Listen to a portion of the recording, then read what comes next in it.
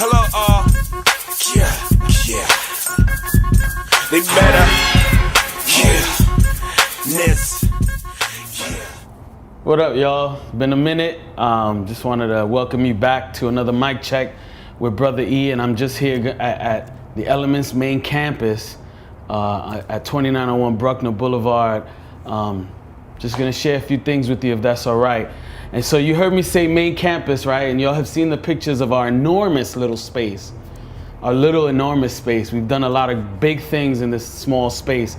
And so we jokingly call it the main campus because now for Sundays, we've got another spot over on Powell Avenue in Castle Hill in the Bronx also. It holds about 300 people. It's a really beautiful big space for us.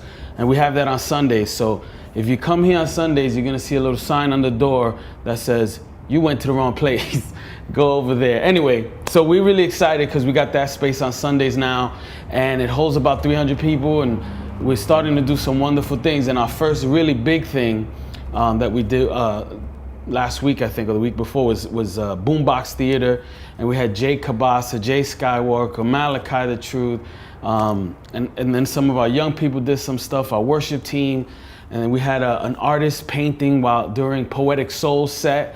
And my son did the food, and we sold. We just had such a great time, man. And we packed that place out. We were almost at 200, and that was pretty big for us. And we had a lot of people that didn't know Jesus, and about 20 people came up to the altar. So that was pretty exciting, man. So that was Boombox Theater. And our next big thing on Easter Sunday in the same space, 2165 Pahu on Sunday, Easter Sunday, we're gonna have a play put on.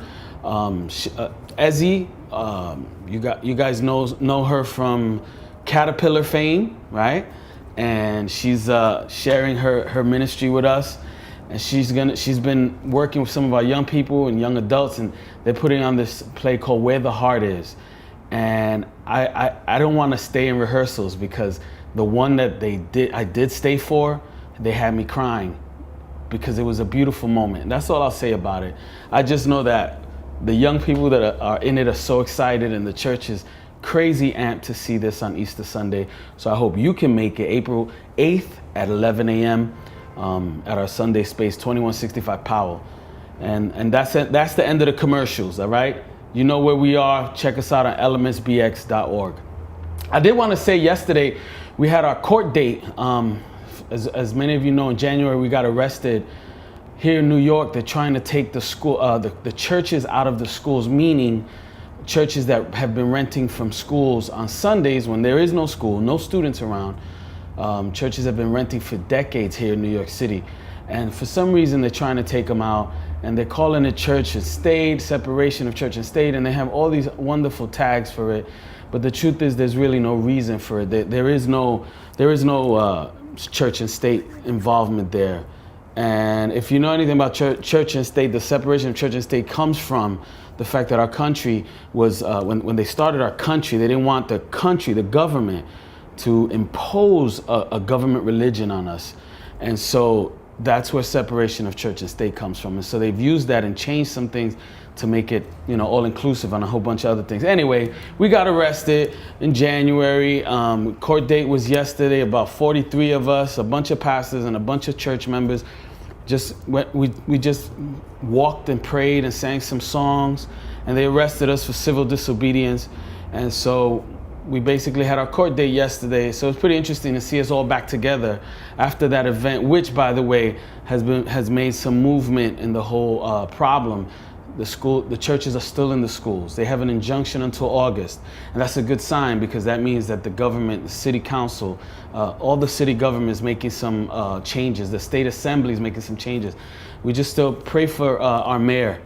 He's really the dude. We need God to soften his heart and come around. So pray for them. Our court date was yesterday. And the only thing that we have to do is we got to stay clean for 6 months. I can't protest. I can't get a ticket. Maybe not a red light ticket. I can't do anything for 6 months. If I'm back in the court or arrested for anything the next 6 months, I'm in trouble. So that brings me to my next issue, which was the Trayvon Martin issue. At our church on Sunday, we all donned hoodies and we took a picture, and you can see that on our Facebook page, because we believe, if nothing else, that this man should be arrested. I know that if I were to shoot someone here in the street, without question, I'd be arrested. And if the roles were reversed, I'm sure Trayvon Martin would have been arrested. And there are a whole mess of implications in that. And I don't want to have this discussion on race relations. I'm just talking about justice. And justice is served when it's equal for everybody. And right now, this man, Zimmerman, is, he's free, and Trayvon Martin lost his life. And so our church stood up, just in a show of support.